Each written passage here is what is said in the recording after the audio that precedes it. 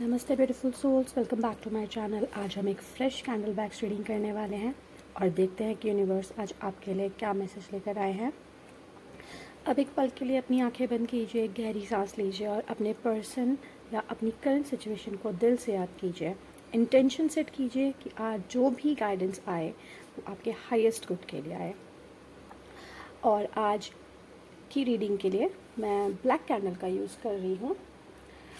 Black candle को अक्सर लोग सिर्फ नेगेटिविटी से जोड़ देते हैं, लेकिन स्पिरिचुअल सिंबल में ये प्रोटेक्शन, ग्राउंडिंग, हिडन ट्रुथ को समझने और डीप क्लैरिटी का प्रतीक माना जाता है।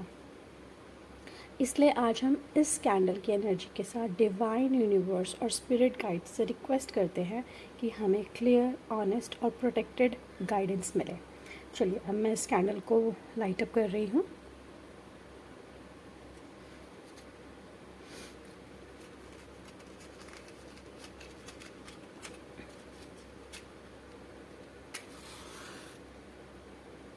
यूनिवर्स हमें बहुत अच्छी गाइडेंस दीजिएगा।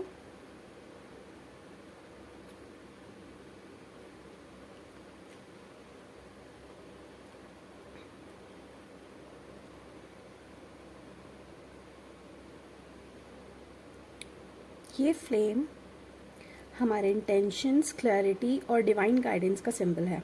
अब देखते हैं कि कैंडल की फ्लेम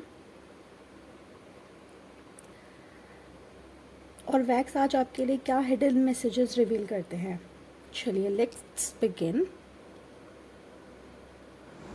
हो सकता है आप काफ़ी टाइम से आंसर्स ढूंढ रहे हैं। हो सकता है आपके मन में बहुत सारे क्वेश्चंस चल रहे हैं।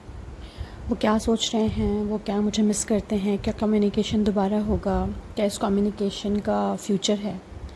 आज हम इन्हीं एनर्जीज़ को कैंडल वैक्स के सिंबल्स के थ्रू समझने की कोशिश करेंगे। चलिए एक बार गहरी सांस लीजिए और धीरे से छोड़िए। अपने पर्सन का नाम या उनका चेहरा अपने मन में लीजिए। अगर आप इस किसी स्पेसिफिक सिचुएशन के लिए गाइडेंस चाहते हैं तो उस इंटेंशन को भी अपने दिल में रखिए। अब हम कैंडल वैक्स को ऑब्जर्व करते हैं। सबसे पहले मुझे जो एनर्जी फील हो रही है वो काफ़ी इमोशनल है। ऐसा लग रहा है कि नो कॉन्टैक्ट के बाद इमोशंस ख़त्म नहीं हुए हैं, लेकिन उन्हें एक्सप्रेस करना मुश्किल हो गया है। कभी कभी साइलेंस का मतलब फीलिंग्स का ख़त्म हो जाना नहीं होता। कभी साइलेंस कंफ्यूज, फियर या इमोशनल ओवरलोड की वजह से भी होता है, कन्फ्यूजन की वजह से भी होता है।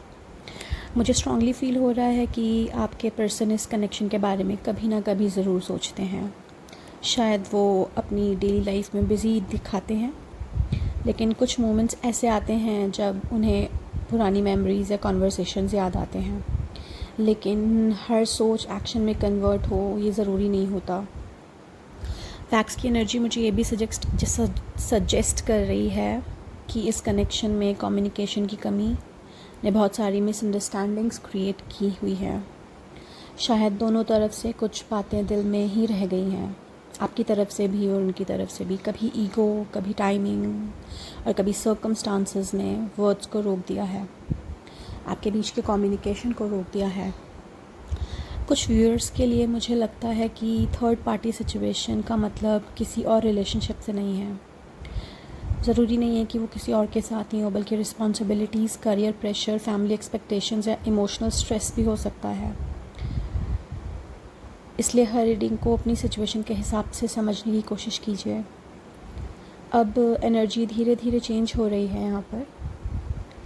मुझे लगता है कि ये सेपरेशन सिर्फ डिस्टेंस नहीं है, बल्कि ग्रोथ का फेज़ भी हो सकता है। कभी कभी लाइफ में हमें पॉज इसलिए मिलता है ताकि हम खुद को और अपनी प्रायोरिटीज़ को दोबारा समझ सकें। यूनिवर्स आपसे भी एक मैसेज शेयर करना चाहते हैं। अभी अपनी लाइफ को सिर्फ इस कनेक्शन के अराउंड मत रोकने दीजिए, इसी के अराउंड मत रहिए। अपने ड्रीम्स, अपने हेल्थ, करियर, फैमिली और इनर पीस को भी उतनी ही इम्पोर्टेंस दीजिए जितना आप इस रिलेशनशिप को देते हैं। इस एनर्जी में मुझे ये भी फील हो रहा है कि आपके पर्सन कई बार कम्युनिकेशन के बारे में सोचते हैं, लेकिन फिर फियर, हेजिटेशन या ओवर थिंकिंग उन्हें रोक देती है। शायद उन्हें लगता है कि बहुत वक्त बीत गया है, या उन्हें समझ नहीं आ रहा है कि कॉन्वर्सेशन कैसे शुरू करें। ये भी पॉसिबल है कि दोनों तरफ हीलिंग की ज़रूरत है। कभी कभी यूनिवर्स तब तक रियूनियन का रास्ता क्लियर नहीं करता जब तक दोनों लोग इमोशनली स्ट्रॉन्ग और क्लियरर ना हो जाएं एक दूसरे के लिए।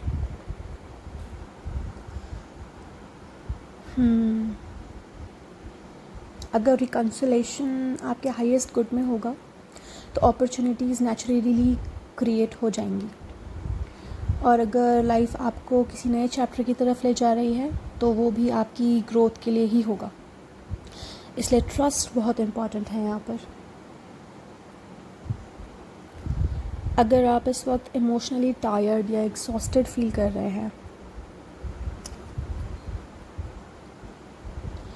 तो ये रीडिंग आपके लिए एक जेंटल रिमाइंडर हो सकती है।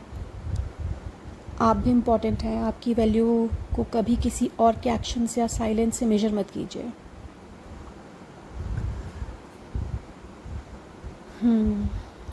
तो ओवरऑल मुझे इस रीडिंग में होप की एनर्जी फील हो रही है। स्टैग्नेशन परमानेंट नहीं है। चेंज लाइफ का नेचर है, कभी कम्युनिकेशन के थ्रू, कभी क्लैरिटी के थ्रू, और कभी सेल्फ हीलिंग के थ्रू। मूवमेंट ज़रूरी है। मूवमेंट तो ज़रूर आती है।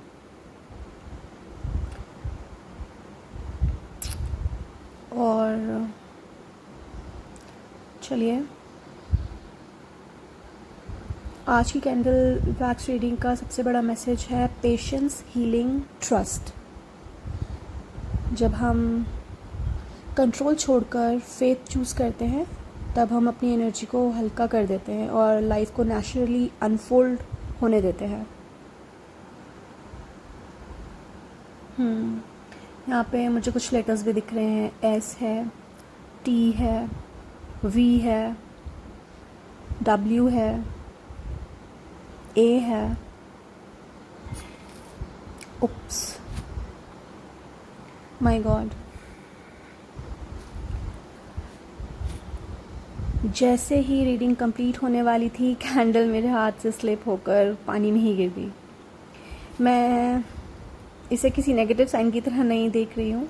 मेरे लिए एक सिंबॉलिक रिमाइंडर है कि इस रीडिंग की एनर्जी रिलीज़ हो चुकी है। जैसे पानी इमोशंस को रिप्रेजेंट करता है, वैसे ही मुझे लग रहा है कि ये हैवीनेस भी कम हो गई है। यहाँ पे कन्फ्यूजन या इमोशनल बर्डन था, वो इस मोमेंट के साथ यूनिवर्स को सरेंडर हो गया है।